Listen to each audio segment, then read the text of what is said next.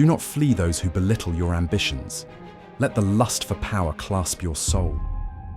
For the devil, he'll be your friend, and like a friend, he'll help you out of a jam, see? Need a few coins to get by? The devil's got a few to spare. Need a warm body to fill your bed? The devil knows the best ladies. Want status, riches, property, magic, power? The devil has the answers. He'll give you all you want and more. And what does he want in exchange?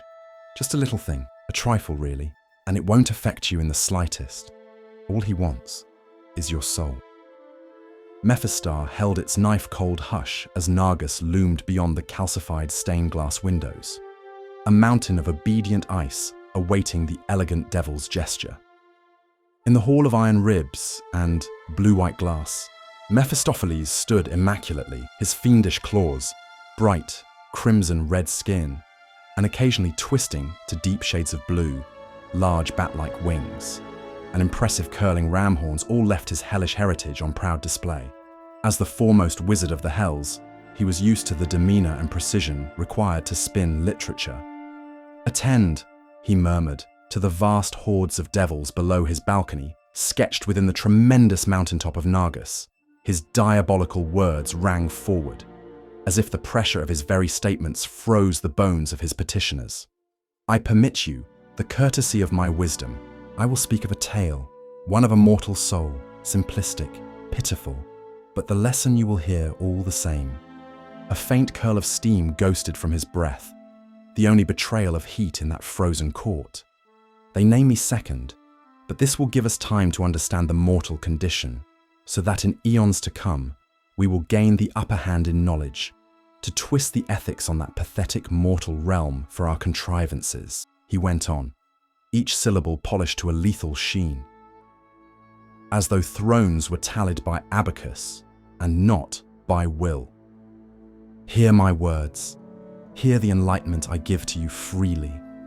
He turned, cloak whispering, and his trifecta fork shimmering as he moved away. From that citadel of iron and ice, with rage leashed to elegance, and elegance honed to menace, the telling began. A young man named Egil walks through a foggy field, pitchfork in hand. Circling through freshly stacked bales of hay, he looks up at the hills around him. The sheep grazing on these verdant hummocks look like tiny dots on their deep green surfaces. Though Egil has always been the rightful heir to these lands and the herds that graze on them, his foolish father Thurgard has recently seen fit to make him a serf on his own land. To please his grasping new wife, Thurgard has decreed that after his death, the farm will pass to his now infant son. Even so, this change in ownership seemed only a distant possibility until Thurgard took sick a few days ago. Egil, always a lonely lad, has never had any friends in the village. For some months now, his only confidant has been a fat, red-skinned cherub with torn, bat-like wings, calling itself Kulsu. This creature has been appearing to Egil in the barn whenever he is by himself.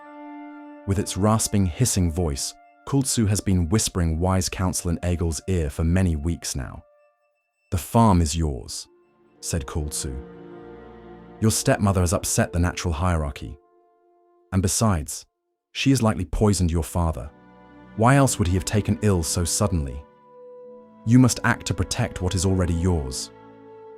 Egil resisted Kulsu's exhortations for some time, but this morning, he finally gave in to his friend's dire reasoning.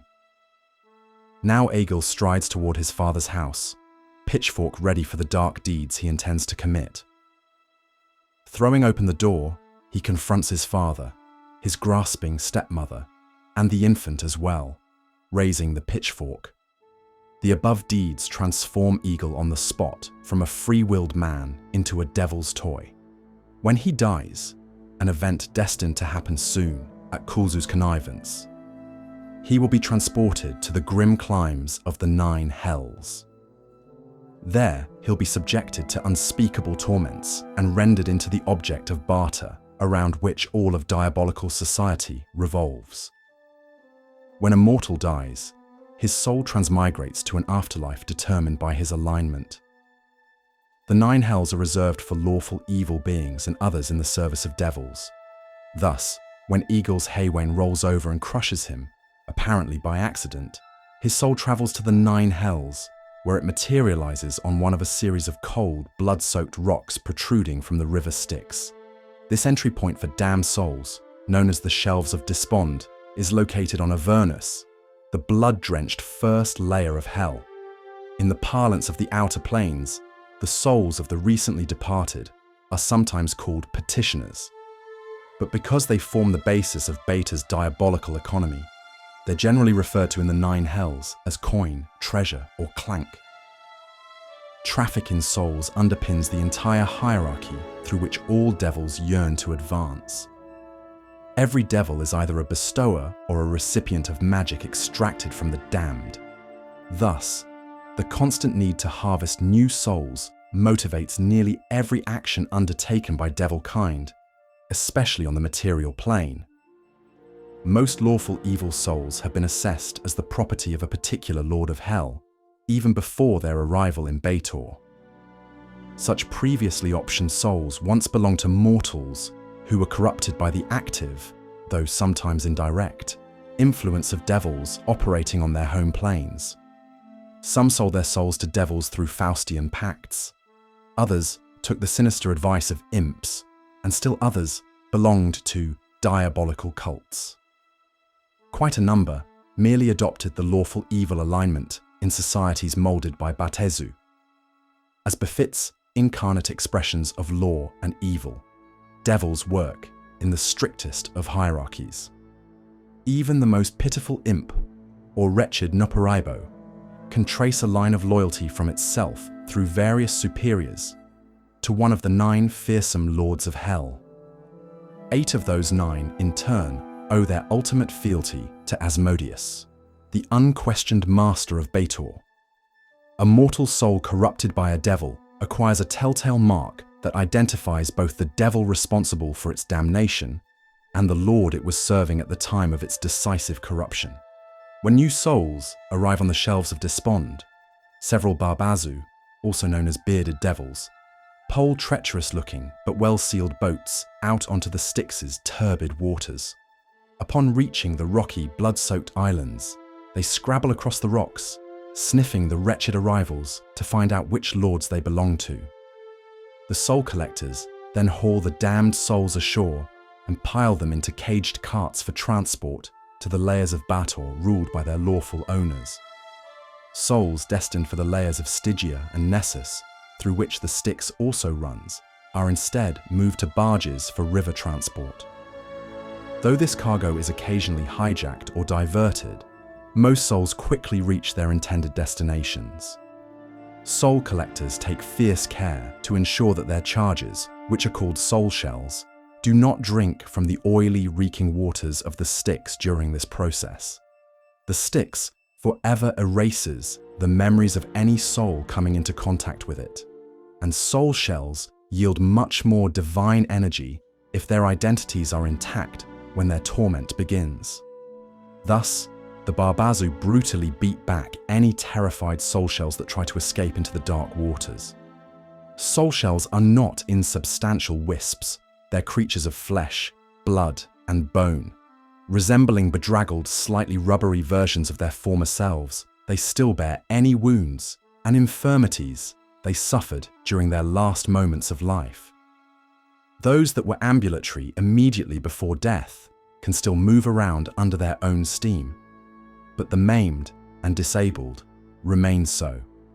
These crude physical forms render the souls vulnerable to the astoundingly varied array of torture techniques awaiting them in the chambers of the damned. When a shipment of soul shells arrives at a torture station, ink-drenched bureaucratic devils, called amnesu, read each one's mark and record the name of the devil responsible for harvesting the soul in a massive ledger. Torture stations are typically supervised by erinyes, who file regular reports to their lords listing the top soul harvesters. These reports are essential to the promotion prospects of devils at work on the material plane. Once their paperwork has been compiled, copied, and filed, the soul shells undergo an awful program of torture. the gruesome details of which are best left to the imagination. While slowly peeling away every last iota of the petitioner's individuality, the process releases magical energy, which flows to the local lord, as specified in the Pact Primeval. Torture teams composed of chain-slinging chitons and masked pain devils mercilessly terrorize and mutilate the souls of the damned until every scintilla of extractable magic has been wrung from them. After the last glimmer of humanity has been violently torn from a soul shell's physical form, the quivering husk that remains is dropped into a processing crater, such as Avernus's dreaded maggot pit. There it quickly perishes and is reborn as a lemure, the lowliest of the various devil forms. Mindless, shivering, and in constant physical agony, lemures no longer retain even the merest hint of their mortal identities. While these wretched creatures are incapable of conscious thought, they somehow dimly recognize that the opportunity for advancement awaits them. All they need do is find a way to distinguish themselves from all the other brainless, writhing lemures around them. The ink settled like dust. Jurgel's quill moved with metronomic calm, while the fugue lay flat and colorless beyond the arch. Distant specks, devils, stood in polite clusters on the horizon. They keep to their enclaves, Jurgel murmured, writing. Visible, contained. A presence, but they do not deceive the mortal choice. We have an agreement. They may state it as a pact if they wish, Kalimvor said. They may stand on my plane and speak, to guide and describe the state to the petitioner. They're forbidden to coerce or deceive. They may tell the new souls they are dead and must await their gods. During that wait, they may bargain with the devil for some benefit they wish to receive, often to their own peril. Jurgel titled the entry, Transactions, 9 Hells, Fugue Enclaves. What are the terms you stated? I have often seen what they always trade in. Their own fears and desires. An early promotion from a lemure, coin and comforts for the living, left behind within the material plane. Wrathful strikes against old enemies, and for the potent, automatic promotion to something within the 9 Hells hierarchy. Now, I do not know this for certain, dear scribe, for it was foretold that this is a feeble request, but they attempt all the same. Jurgel's quill scratched. A consent recorded. The name is recorded all the same. Below, a devil extended a parchment at courteous distance. A hand outlaid countless clauses. To the untrained, it looked almost graceful. The soul leaned nearer, listening with a diligence, as this was their chance. A feeble one all the same, however. You dislike it? Jurgel questioned. I dislike that their choice is needed here. Mortals are allowed caprice, but immortality wears that stone smooth quickly, and I choose cool prudence over cold malice. I just wish they had done the same. It is sorrowful, but it was their choice to be made. Kalimvor answered. But the fugue is a crossroads. I will not forbid the mortal from choosing. I will forbid predation. His jaw set. Any lies from the devils below will void the pact. Jurgel wrote the addendum. And once signed, they go at once, Kalimvor said, carried back to their station in the Hells. Torture, transshipment, the wheel they chose begins. The word torture fell. Jurgel let it sit, then inked it exactly so. Why sign, then, dear scribe? Kalimvor asked, though he knew. Because the last act of the living is to still be themselves, Jurgel replied. Fear runs to promises, ambition often to demise. I record none of it as sin or virtue, only as a decided choice. When Kalimvor had gone, the final scribe reopened the ledger and spoke to the room that remembers all. By covenant, the Hells may offer. By covenant, the dead may refuse.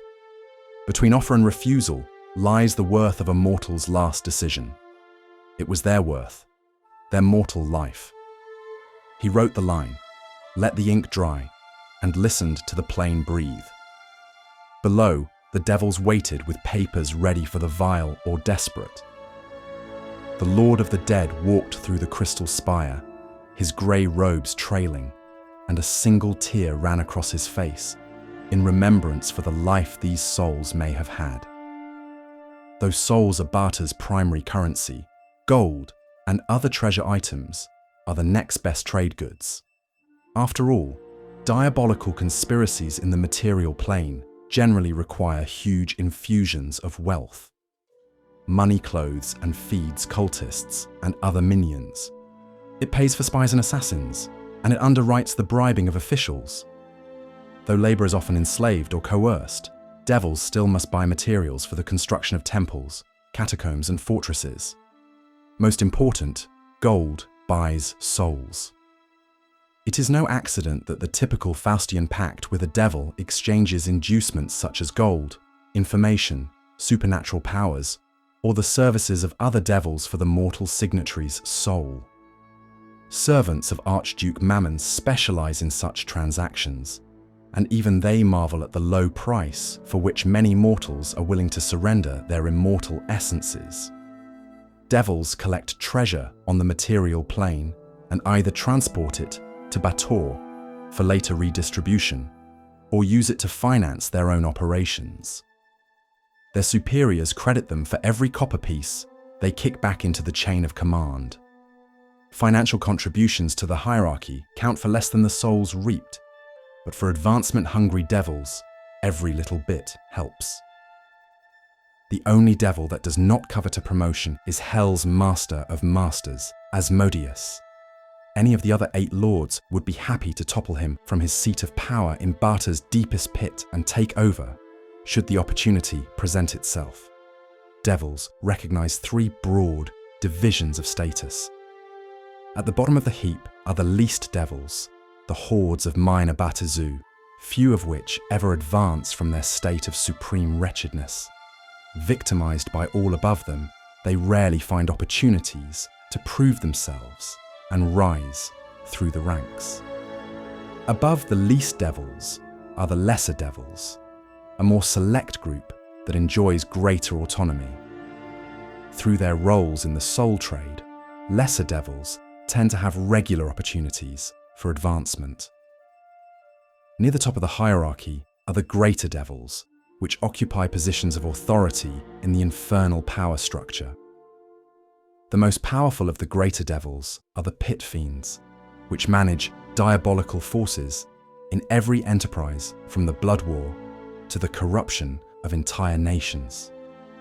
Just below the 9 lords of hell are a handful of unique devils known as dukes. Whether presently scheming in this direction or not, all dukes of hell dream of the day when they can displace one of the current lords of hell and rule an entire layer. While entertaining forbidden thoughts of ultimate power, dukes and pit fiends must in turn look out for their own positions. Other greater devils are always scheming to advance through the hierarchy, and the elevation of a new pit fiend is usually accompanied by the demotion of its disfavored counterpart.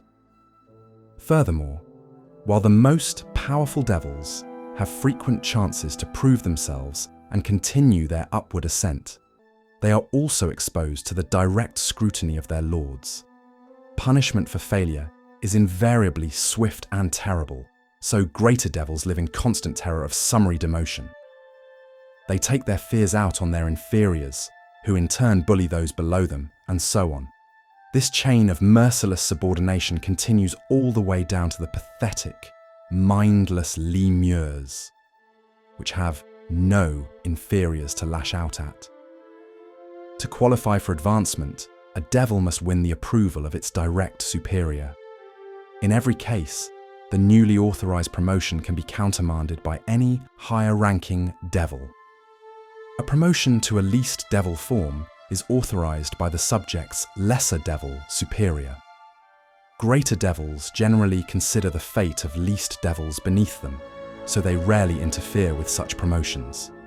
Every promotion to lesser devil form must be approved by the subject's greater devil superior. Higher-ranking devils including the 9 Lords of Hell, sometimes countermand or reverse promotions approved by greater devils. Any promotion to a greater devil form must be approved by the subject's lord. Thus, no lordless greater devils exist. When in doubt, a greater devil reports directly to Asmodeus. Pit fiends are the highest ranking type of greater devil in the 9 hells. The most powerful of their number are accorded the rank of Duch. A pit fiend seeking to rise further in the infernal hierarchy must be promoted by an archduke into a unique form with its own powers. Every unique devil has a gender and a well-developed personality.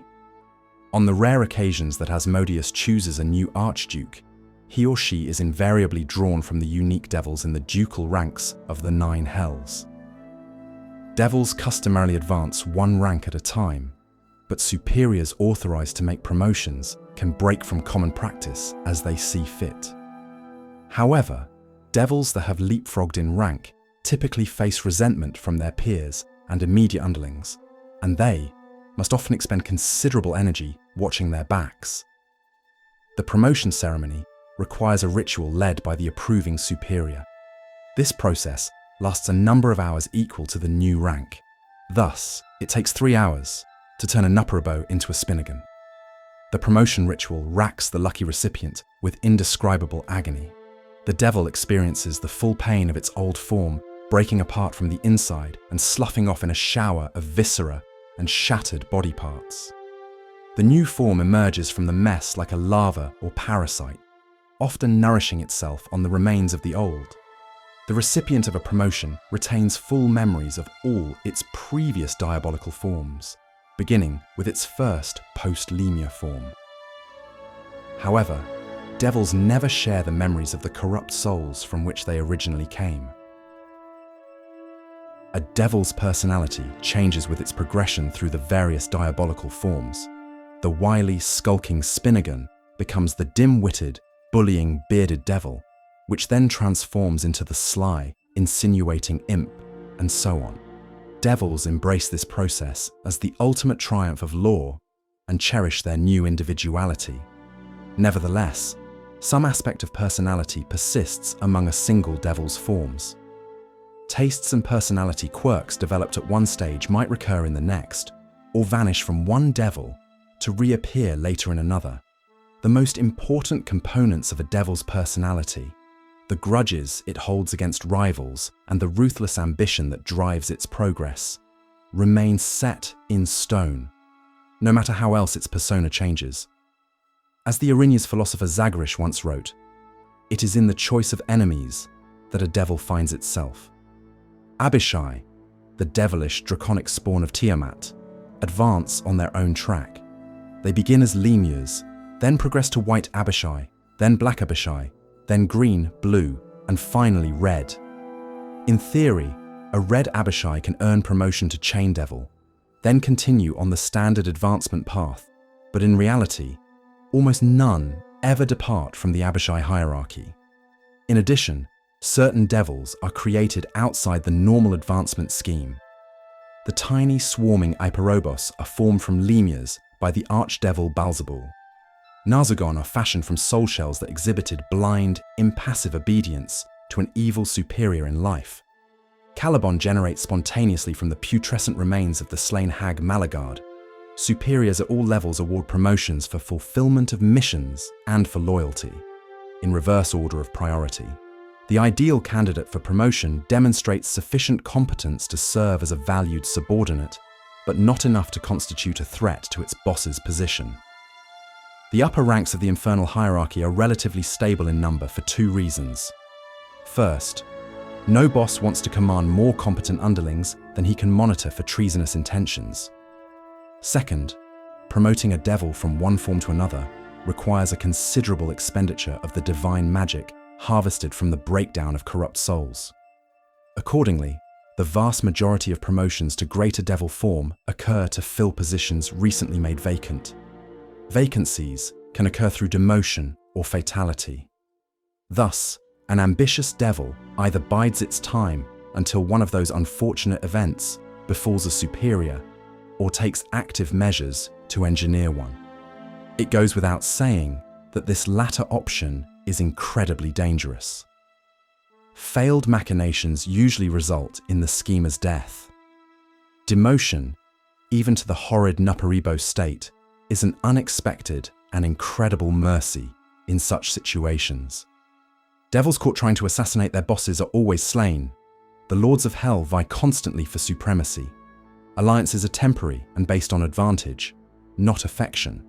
Advancement-seeking devils willing to accept serious risks can leapfrog up the ladder of forms by switching loyalties, though they usually choose new superiors serving the same Archduke.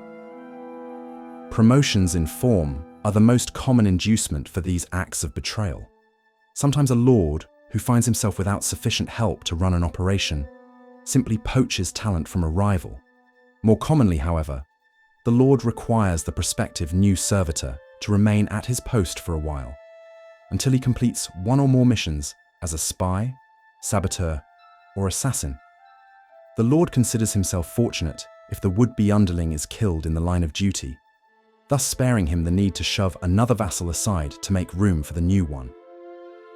When their lords enjoy prolonged success, devils can advance into newly created positions. A lord whose soul intake is on the increase can afford more promotions than one whose operation is foundering. Growing diabolical ventures require both more bosses and more underlings than stagnant ones do. Any devil authorized to approve promotions can also make demotions. Asmodeus can demote any devil at any time. Any other Lord of Hell can demote any devil that ultimately owes him or her fealty, regardless of its rank.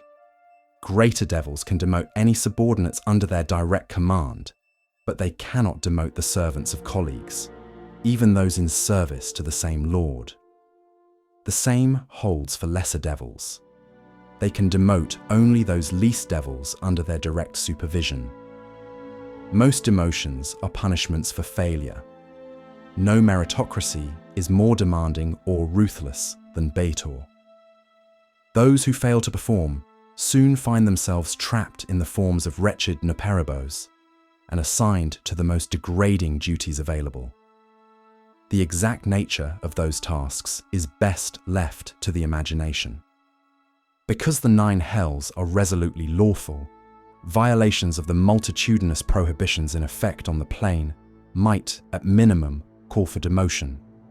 Transgressions that undermine existing authority generally result in severe demotion or even death.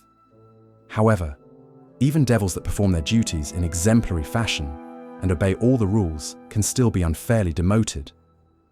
Political demotions occur when a devil's superiors fear its ascent. Thus, the secret to successful advancement lies in the careful flattery and cultivation of one's superiors. A clever devil reveals the true extent of its ambition only after its knife, metaphorical or literal, has been plunged between its former patron's vertebrae. When hard times strike their lair of hell, individual devils can suffer demotion through no fault of their own. Promoting an underling uses up a supply of the divine, soul-derived energy on which Baator runs. Demotions, on the other hand, free up a quantity of that corrupt force. The greater the drop in rank between forms, the more energy is regained. Thus, a lord whose soul-collecting operation has slowed might be forced to demote otherwise fervent lackeys, to free up energy for other purposes. This well-known fact serves as a powerful motivator, spurring worried devils to greater heights of productivity. Some promotions into more powerful devil forms are greeted with dread. Certain powerful denizens of Baator, such as the Hellraiser and the Nupper, display terrifying physical prowess, but are short on the cunning required to advance in the hierarchy. Thus, no devil, given a choice between a position as a soul-harvesting fallen angel or a mindless, infernal predator, would choose the latter option. Promotion to a tough but stupid brute form like these infernal devil forms is referred to among devils as a lateral demotion. The benefit of such changes for the Lord is twofold.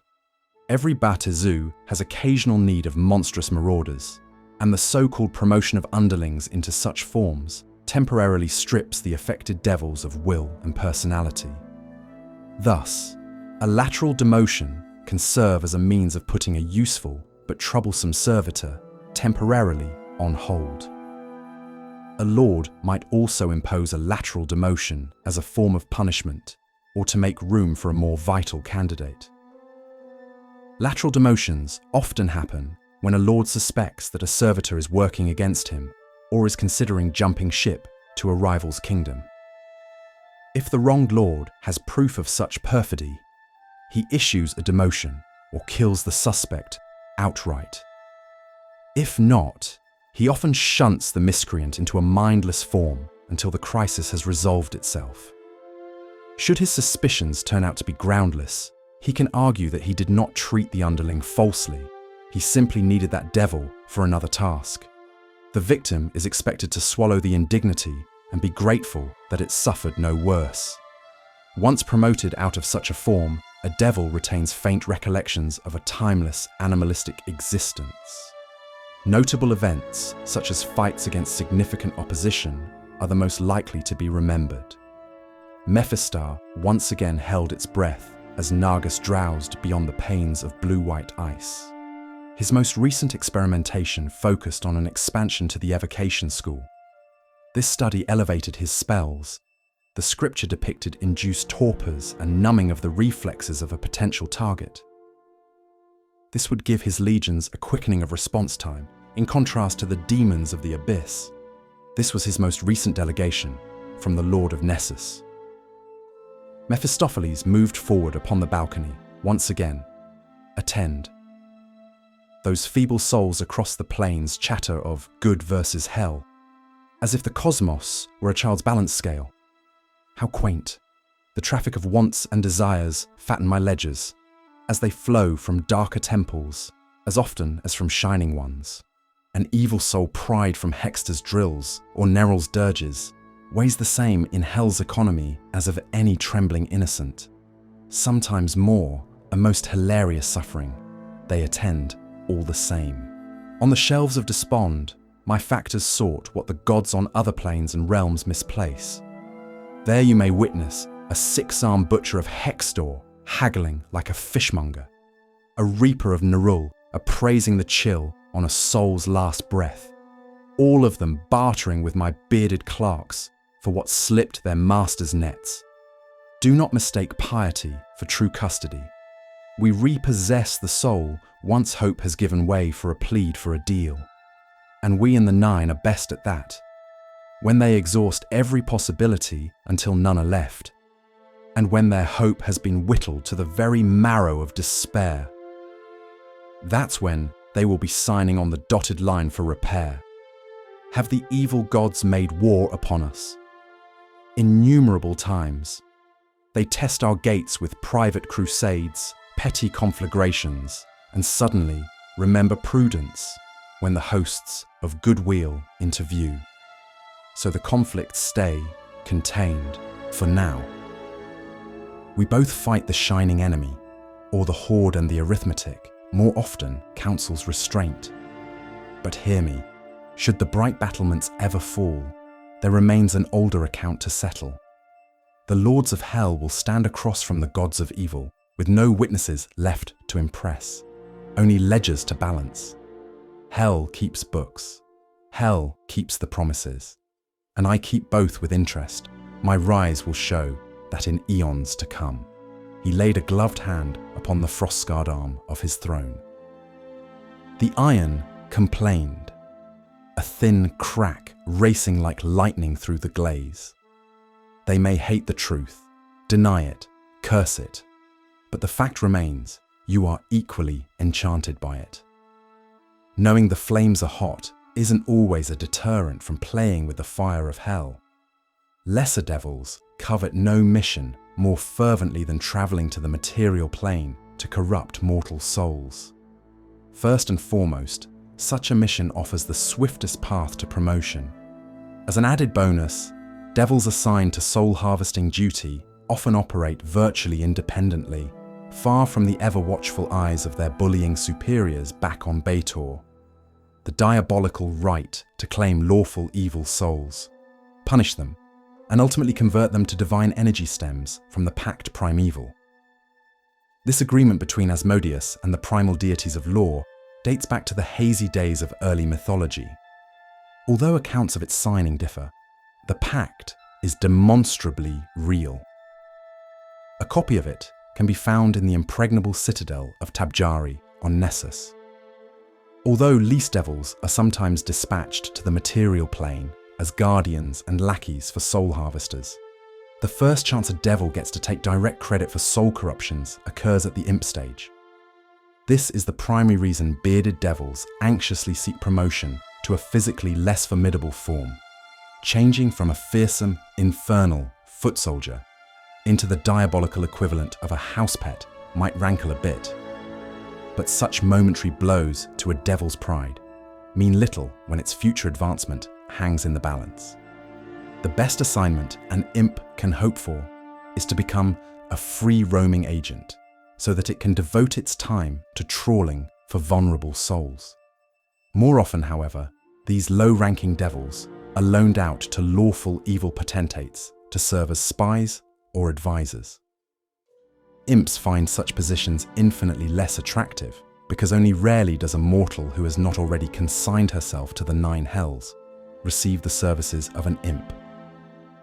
Imps might be loaned to mortals as part of a package of inducements designed to lead their souls to perdition, but the credit for these transactions goes to the higher-ranking devil that negotiated them, not to the imp that sticks around to do the drudge work. Even imps stuck in such positions can still chalk up a few damnations on the side. For example, servitor imps might scheme for the souls of the humanoids around their masters, be they lowly servants or heirs to the throne. Through whispered counsel, an imp in service to an influential master might also be able to persuade him to change the social conditions of his village, city, or kingdom in a way that encourages the locals to drift toward lawful evil alignments. Whether fancy-free or fettered in service, an imp must rely solely on persuasion as a means of securing souls. Too weak to bully its targets effectively, it must cajole, trick, or lure its victims into performing actions of a lawful, evil nature. Unlike its superiors, an imp isn't authorized to negotiate Faustian bargains. However, if it has access to treasure or information, it can certainly provide such inducements to its targets to hasten their corruption and make it easier for them to go forth and commit lawful evil deeds. An imp's advancement to the next rank, that of Steel Devil, is not necessarily tied to collecting a particular number of souls. An imp might win advancement after corrupting a single, highly coveted soul, or it might advance for performing other services of great value to its superior, such as informing against traitors in the ranks. Typically, though, an imp is expected to claim somewhere in the neighborhood of 9 souls to qualify for higher rank. Both Harvester Devils and Erinyes are assigned the coveted task of recruiting mortals to active damnation through the signing of Faustian pacts. Other devils of higher rank sometimes offer such bargains as well, often as a side activity designed to inflate their entries in the diabolical ledgers. Pacts are a soul harvester's most reliable tool. Pact writers are empowered to dole out a dazzling array of inducements that make such bargains extremely attractive to would-be soul sellers. To make their tasks easier, soul harvesters embed themselves to varying degrees in mortal society. Harvester devils possess the innate ability to pass as mortals, but Erinyes and more outlandishly awful-looking devils must use magic if they wish to walk among humanoids. Some patently inhuman devils wait in dungeons, at haunted crossroads, or in other places on the fringe of mortal society for aspiring soul sellers to come to them. In avowedly evil societies, devils might openly walk the streets. However, since finding individuals who haven't already dedicated themselves to lawful evil in such a civilization can be difficult, this openness is less advantageous than it might seem at first glance. Corruptors of souls can work in isolation or in larger teams. Whether a devil superior is close at hand on the material plane or back in the pits of Baator, credit for all damned souls accrues upward to the harvester's boss and its boss's boss. Soul collectors that fail to produce sufficient damned souls face considerable pressure from higher-ranking devils, whose own promotions depend on their achievements. Since the number of eager candidates to perform soul harvesting duty always exceeds the available positions, a devil that botches an easy contract or gives away too much to claim a soul can face shockingly swift reassignment. Or worse, soul stealers with enviable track records must often confront temptations of their own. Bosses from other teams pursue them, offering speedy advancement as an inducement to switch organizations. Thus, a productive soul harvester must weigh the advantages of easier promotion against the dangers of offending its present superior. Moving to a new team under the same archdevil is dangerous, but swearing fealty to a different overlord is doubly so. Devils are not known for admitting their own faults. When they fail, their immediate impulse is to find someone else to blame. The target of such blame might be a rival devil or another creature altogether, depending upon the nature of the failure that brought about the demotion. Woe betide mortal adventurers who actually bring about a devil's demotion. Though the demoted devil is certainly less formidable, it harbors a burning hatred of the creatures that brought about its downfall. Its schemes to regain its lost status often take the form of a vendetta that incorporates the deaths of its new enemies as an appealing side benefit. Nevertheless, many such souls are still marked and claimed by particular devils even before reaching Baator. Exceptions include those souls marked as the property of lawful evil deities, or the rare few souls that owe their choice of alignment to no creature, region, or religion. The apportionment occurs through a system of hunting grounds, in which individual devils stake out territories on various material plane worlds. All mortals who become lawful evil within a given territory arrive in Baator with the mark of a diabolical owner on their souls, unless they were actively turned by another devil. Because these territories can produce large numbers of souls without the active participation of the devil that claims them, they are highly coveted, and what devils covet, they fight for. Thus, while the owners of territories need to expend little or no effort securing individual damnations, they must constantly struggle to fend off other devils trying to encroach on their turf. For this reason, much diabolical activity on the material plane consists of internecine conflict between cadres of devils. Vassals of rival lords struggle to control territory rich in lawful evil souls. Devils within organizations scheme to oust their superiors and ascend to the vacant positions. Cultists and other mortal minions are drawn into these struggles, along with lesser devils serving the local bosses. At the same time, the Lords of Hell, who control these areas, must ensure that their hunting grounds remain fruitful sources of damned souls. It does no good to drive off rivals if at the same time the forces of good are turning ordinary people away from evil, or demons are inducing a taste for chaos among the populace. The Lords of Hell assign territories within rich hunting grounds to favored greater devils, called under-controllers or factotums.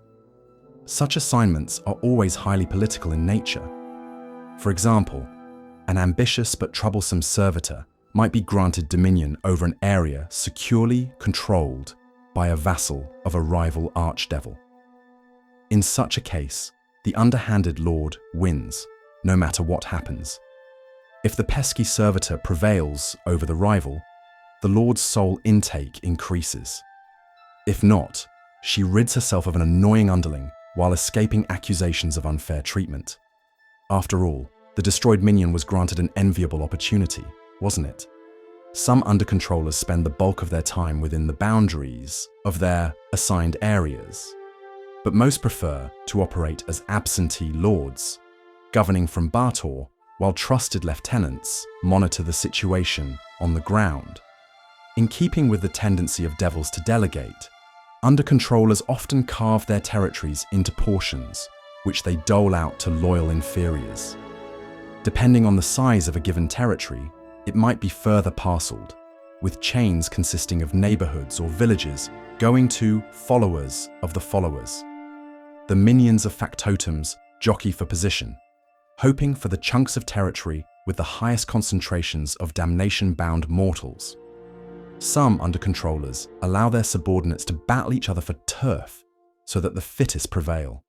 Others, especially those pressed by rivals of their own, find infighting, preserving resources for turf wars that might cost them a share of their souls. Volo's Guide to the Nine Hells, a city of vile law. Dear reader, I have walked streets that looked perfectly ordinary until the wind changed and all the banners turned the same way. That is the devil's trick. First, the mistake would be to build a city of spikes and brimstone, far too obvious. But to tune a mortal city until its every custom hums to Beta's pitch. The devil's field agents are labelled as the under-controllers, as the infernal bureaucracy styles them. They study local habits, trim kindness where it grows too freely, water fear, and train pride along trellises of law. Most folk are not villains. Most folk are just too busy. Devils count on this. Nudge a market here, a court there, and ordinary people will march themselves into orderly wickedness without ever changing their shoes. Below are the hallmarks. You may think you recognize them. If they seem familiar, and if I were a betting man, I would assume you did. That is why they work. The first, unquestioning deference to authority. In a devil city, rulers are loved because they rule. The portrait bows to the viewer, and the viewer bows back. A minor functionary receives the sort of applause one might reserve for a dragon slayer, provided he signs crisply and frowns on time. Ask why a decree is wise, and you will be told it is official. And surely, that is better than good. The second, the worship of strength. Mercy is filed under mistakes within the ledger of practical ways of living. Neighbors measure one another by who can endure the colder room, the longer fasting, the harsher supervisor. Children learn early that to help is to look weak, and to look weak is to invite a demotion or reordering of what you have. The third, strict rules and a single face. Identity comes with a manual, hairstyles, hymns, a handshake. There is a correct version of each. Foreigners are ornamental when harmless and existential threats when capable. Even bakery signage hints at slogans. A city's soul tightens as the rules and calculus provide a correct way of living the day. Mistakes are not treated with kindness. There is a cruel humor to the failure of their fellow man. The fourth, intrusive control. You have nothing to fear if you have nothing to hide, says the notice, nailed to the notice about notices.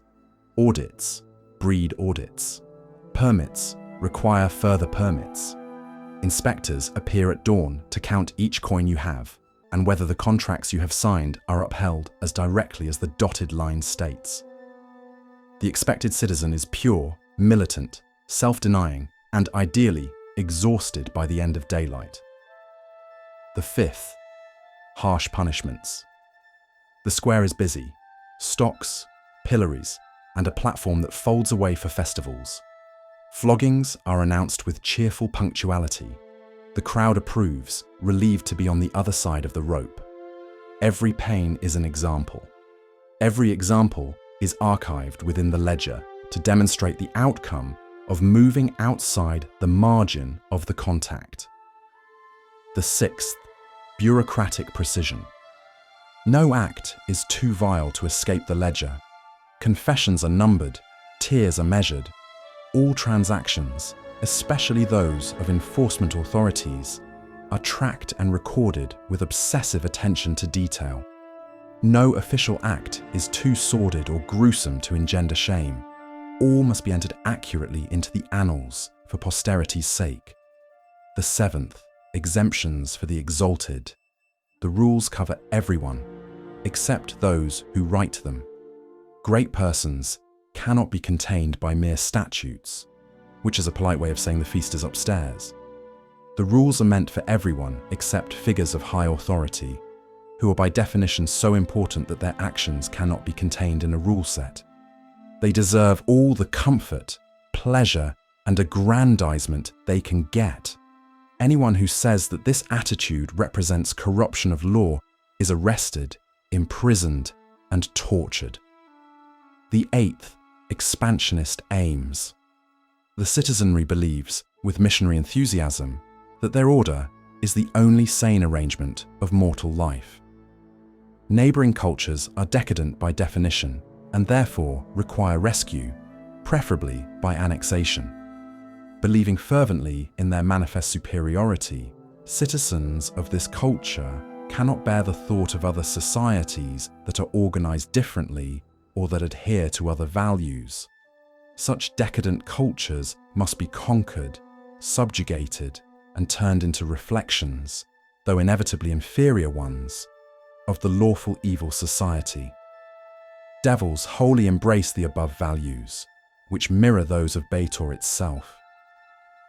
At the same time, they recognize that societies based on these principles function as damnation machines, sending more souls to Baator than cultures functioning on any other ideology.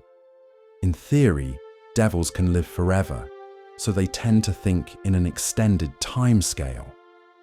Some of their best schemes take several generations to pay off.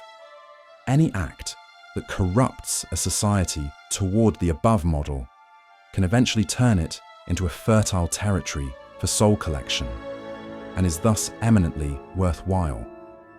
Should you find yourself in such a city, be courteous, be quiet, and keep your kindness unofficial. Devils are superb at detecting unsanctioned mercy, and if a clerk smiles too widely while helping you complete the necessary forms to belong, sign nothing that cannot be burned. The first lesson you need to learn is that devils and demons are not at all alike. See, demons, they're predictable. They come right at you, like bundles of white-hot rage given fangs and claws. But a devil, he'll be your friend, and like a friend, he'll help you out of a jam, see? Need a few coins to get by? The devil's got a few to spare. Need a warm body to fill your bed? The devil knows the best ladies. Want status, riches, property, magic, power? The devil has the answers. He'll give you all you want and more. And what does he want in exchange? Just a little thing. A trifle, really. And it won't affect you in the slightest. All he wants is your soul. You just have to sign your name on the dotted line in your own blood, and you'll be set for life. But if you ever do it, and you'll be tempted in our line of work, you let me know. Because I'll be waiting in line to send your no-good, damned soul straight to your new master, guaranteed.